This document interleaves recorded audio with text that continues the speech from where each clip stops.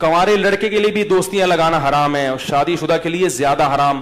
کنوارا لڑکا زنا کرتا ہے اسلام نے 100 کوڑے رکھے ہیں, لیکن شادی شدہ آدمی زنا کرتا ہے تو اسلام نے کیا کہا ہے, زمین میں گاڑ کے اس کو پتھروں سے مار کے ہلاک کر دو. یہ حلال گوشت کے ہوتے ہوئے حرام بدبو کی طرف دیکھو. ایک طرف سور رکھا ہو, آپ غیر ملکی ممالک میں جاؤ, کچھ بھی کھانے کو نہیں مل رہا, پھر آپ نے سور کھا لیا تو یہ بھی غلط ہے, لیکن ہم کہیں گے یار کچھ مل نہیں رہا تھا. لیکن ادھر ایک برگر ٹکے رکھے ہوئے ہیں بڑے بہترین گائے کے حلال گوشت کے, اور ادھر سور رکھا ہوا ہے, پھر بھی سور میں ہاتھ مار رہا ہے, یہ قابل معافی نہیں ہے. جبریل نے دیکھا نبی صلی اللہ علیہ وسلم جب معراج پہ گئے تو آپ نے دیکھا کچھ لوگ صاف ستھرا گوشت رکھا ہے اور وہ چھوڑ کر کیڑوں والا بدبودار گوشت کھا رہے ہیں.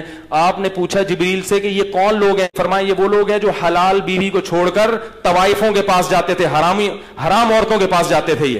یہ وہ ہیں جن کو یہ عذاب دیا جا رہا ہے.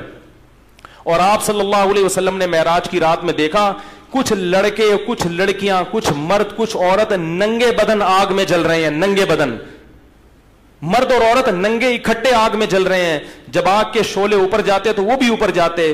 نبی نے جبریل سے پوچھا یہ کون لوگ ہیں؟ جبریل نے فرمایا یہ آپ کی امت کے زنا کرنے والے مرد اور زنا کرنے والی عورتیں. اللہ نے زانی کو بھی برہنہ کیا اور جس سے زنا کیا تھا اس کو بھی ننگا کر کے دونوں کو آگ میں پھینک دیا ہے. اور یہ پوری جماعتیں ہوں گی, کیونکہ زنا 2-4 لوگ نہیں کر رہے, بہت لوگ کر رہے ہیں. اللہ کی آگ ٹھنڈی نہیں ہے میرے بھائی, اللہ کے لیے اتنی بڑی آگ بھڑکانا کوئی مشکل نہیں ہے. لَأَمْلَأَنَّ جَهَنَّمَ مِنَ الْجِنَّةِ وَالنَّاسِ أَجْمَعِينَ. اللہ نے کہہ دیا میں جہنم کو انسان اور جنات سے بھر دوں گا, تو انہی لوگوں سے جہنم بھرے گی. زانی پہ ترس مت کھایا کرو, زانی اللہ کی نظر میں مبغوض ہے, قابل رحم نہیں ہے. اگر زانی پر اللہ کو ترس آتا تو اللہ زانی کو دنیا میں پتھروں سے مار کے ہلاک کرنے کا حکم نہ دیتے. اس سے بڑی سزا کوئی ہو نہیں سکتی. جس جرم پہ پتھر سے مار کے ہلاک کرنا اللہ نے رکھا ہو, اس جرم کو معاشرے میں پروموٹ کیا جا رہا ہے, اس جرم کو میں لوگ مبتلا ہو رہے ہیں, اس کو برا نہیں سمجھ رہے, تو بخشش نہیں ہوگی اگر ان حرام کاریوں سے توبہ نہیں کی. یہ ربیع الاول کے جلسے یا محرم کی مجلسیں یا کنڈے اور جو ہے نا دیگیں, یہ جب تک آپ اللہ کے نبی کو اور اللہ کے دین کو فالو نہیں کرو گے, یہ دیگیں آپ کو نہیں بخشوا سکتی. تو میرے بھائی میں بھی دل میں نیت کرتا ہوں, آپ بھی نیت کریں, اللہ ہمیں ان جرائم سے سچی توبہ کی توفیق نصیب فرما.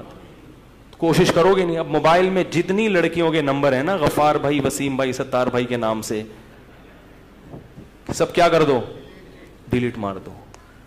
ان کو بول دو مجھ سے دوبارہ رابطے کی کوشش نہ کریں. میں شریف آدمی ہوں, اپنے بارے میں نہیں کہہ رہا, میں کیا ہوں یہ تو اللہ ہی جانتا ہے, اور یہ سب باتیں میں اپنے لیے بھی کر رہا ہوں. سب ڈیلیٹ کر دو. بولے ہم شریف لوگ ہیں, خاندانی لوگ ہیں, ہم نکاح کر کے رہنا چاہتے ہیں, کسی کی بیٹی کو عزت کے ساتھ گھر لائیں گے, بیوی بنائیں گے, اس سے اولاد ہوگی, اس طرح ہم زندگی بسر کرنے کے عادی ہیں. اس طرح تیار ہو تو میں آ رہا ہوں ابا کو لے کے آپ کے گھر میں. اب یہ بات مولوی لوگ نہیں کرتے, یہ کھا جاتے ہیں. کیا خیال ہے؟ یہاں کیا کرتے ہیں ڈنڈی, بھائی حلال آپشن بھی رکھا ہے اللہ نے. تو اگر آپ کے گھر والے ایگری ہیں تو میں آ رہا ہوں. وہ کہیں گے نہیں پہلے انڈرسٹینڈنگ ہو جائے ذرا. آپ بولے انڈرسٹینڈنگ, یاد رکھو گورے پتہ کیا کرتے ہیں انڈرسٹینڈنگ کے چکر میں, بچے بھی ہو جاتے ہیں ان کے, ایک دوسرے کو 25 سال سمجھتے ہیں, وہ سمجھنے کے بعد شادی ہوتی ہے اور 1 مہینے میں طلاق ہو جاتی ہے. یہ جو سمجھنے کا کانسیپٹ ہے نا, یہ گوروں کی طرف سے آیا ہوا ہے. اپنے باپ دادا کو دیکھو, کبھی نہ دلہن کو دیکھا ہوتا نا, دلہن نے دولہا کو ابا اماں پکڑ کے شادی کر دیتے تھے اور بڑی زندگی کامیاب. میں نہیں کہہ رہا کہ آپ تحقیق نہ کریں, لیکن سمجھنے کی بھی کچھ حدود ہوتی ہیں. 3 دن لگا لیے سمجھنے میں, بس ٹھیک ہے.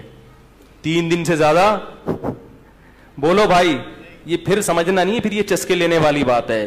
یعلم خائنۃ الاعین وما تخفی الصدور. اللہ سینوں کے بھیدوں کو بھی جانتا ہے اور آنکھوں کی خیانت کو بھی جانتا ہے. اللہ جانتے ہیں کون سمجھنے کے لیے بات کر رہا ہے اور کون چسکے لینے کے لیے بات کر رہا ہے. اللہ سب جانتے ہیں. تو دوستیاں مت لگاؤ. ولا متخذی اخدان, قرآن صاف کہہ رہا ہے کہ تمہیں دوستیاں لگانے کی اجازت نہیں ہے. اللہ تعالیٰ ان حرام کاریوں سے ہمیں اس عاشورہ کے مبارک دن میں توبہ کی توفیق نصیب فرمائے.